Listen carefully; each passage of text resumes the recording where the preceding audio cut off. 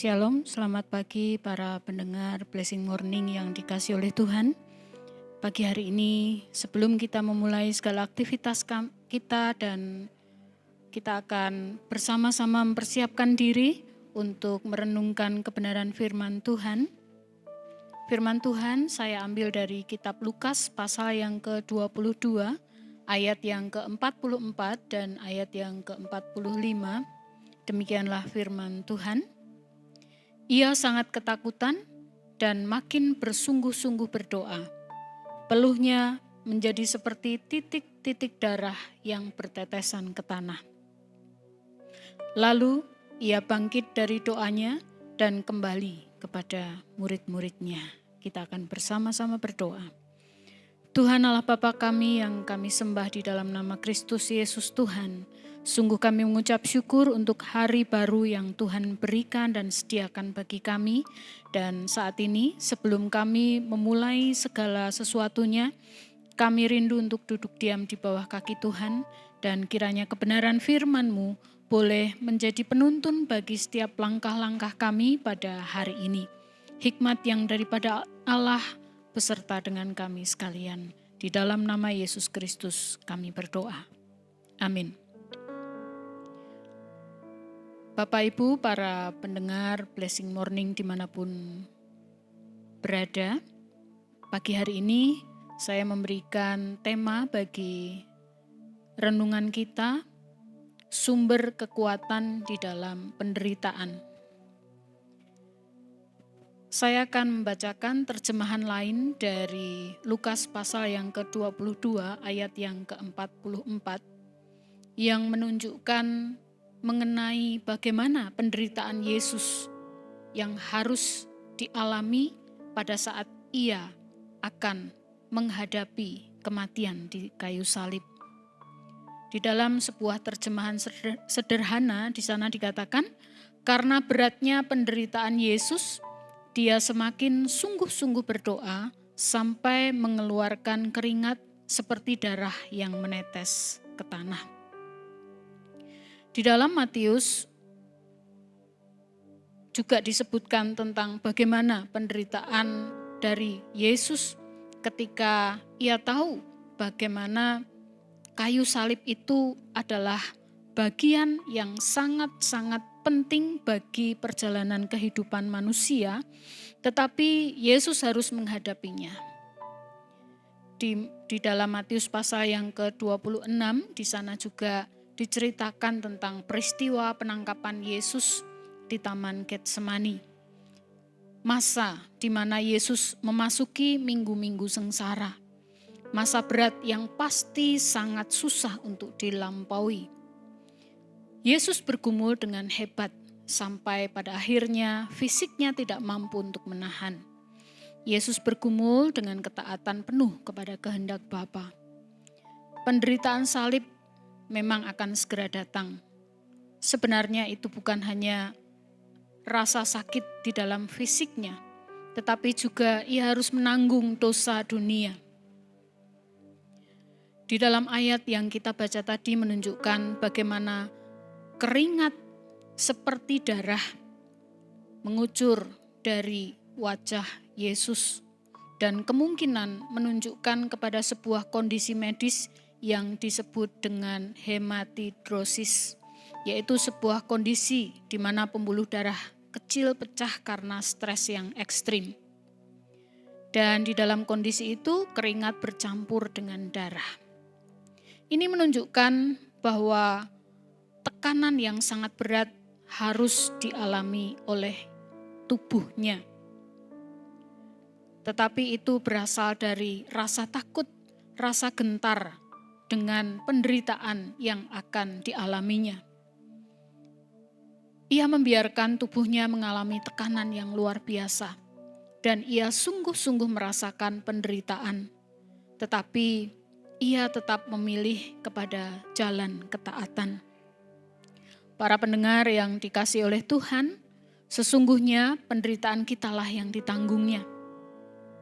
Ia tidak berdosa, ia tidak bersalah, tetapi ia membiarkan dirinya mewakili kondisi orang-orang percaya yang tidak lepas dari tekanan-tekanan hidup. Yesus pada masa itu mewakili rasa takut, rasa gelisah, dan tekanan batin yang sangat luar biasa. Yesus tidak menutup mata terhadap sebuah realitas penderitaan, dan ia mengajarkan kepada kita bahwa ketakutan dan tekanan itu perlu kita akui. Perlu kita hadapi seperti halnya Yesus menghadapinya. Ia memberanikan diri untuk mengambil bagian yang harus menjadi bagian manusia. Ia tidak melarikan diri dan menghindar, karena itu adalah bagian dari sebuah ketaatan kepada kehendak Bapa. Bapak, Ibu, dan saudara para pendengar Blessing Morning, peristiwa ini mengajarkan bagaimana cara kita untuk menghadapi sebuah penderitaan. Yesus mengajak supaya kita memiliki sikap yang tepat pada saat menghadapi tekanan-tekanan yang berat. Yesus pada saat itu mengajak atau lebih tepatnya mendesak para murid untuk berdoa bersamanya. Meski para murid pada saat itu kurang mampu untuk diajak berdoa, bahkan lalai untuk bersama-sama berdoa dengan Yesus. Kesendirian Yesus untuk berdoa menjadi sebuah akses penting untuk datang kepada Bapa, sampai akhirnya ia kembali memperoleh kekuatan dan dengan penyerahan penuh untuk melakukan setiap kehendak Bapa. Saat itu seorang malaikat memberikan kekuatan kepadanya dan memberinya kemampuan untuk bangkit berjalan menuju kayu salib. Para pendengar yang dikasihi Tuhan, hal ini mengajarkan kepada kita tentang bagaimana cara menghadapi sebuah tekanan yang berat, mengakui segala kelemahan dan ketakutan kita, serta menyerahkannya di dalam doa. Ketika kita berdoa, maka kita sedang mengizinkan kuasa Allah bekerja untuk mengatasi berbagai gejolak yang muncul di dalam beragam tekanan yang sedang kita alami.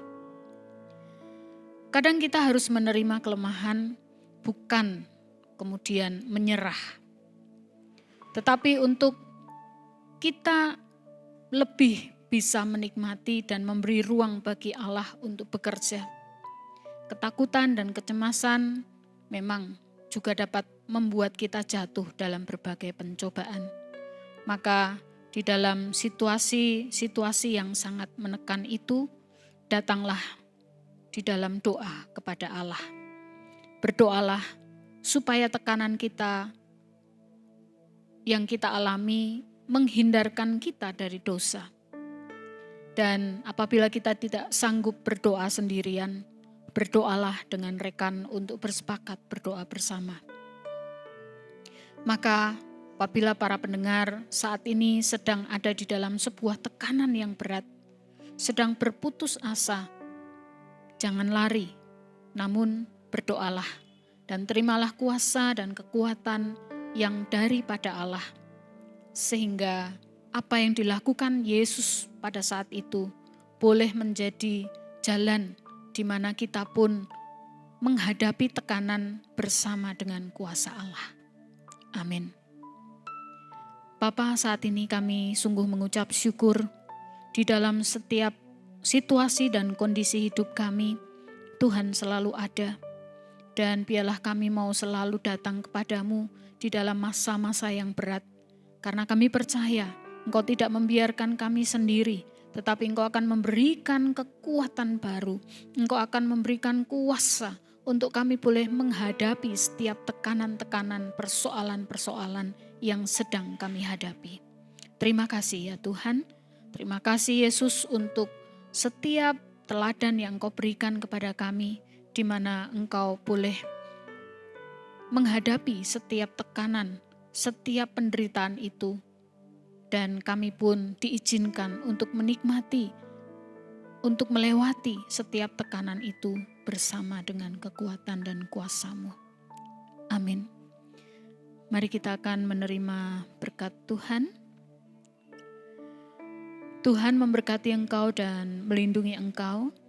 Tuhan menyinari engkau dengan wajah-Nya dan memberikan engkau kasih karunia-Nya.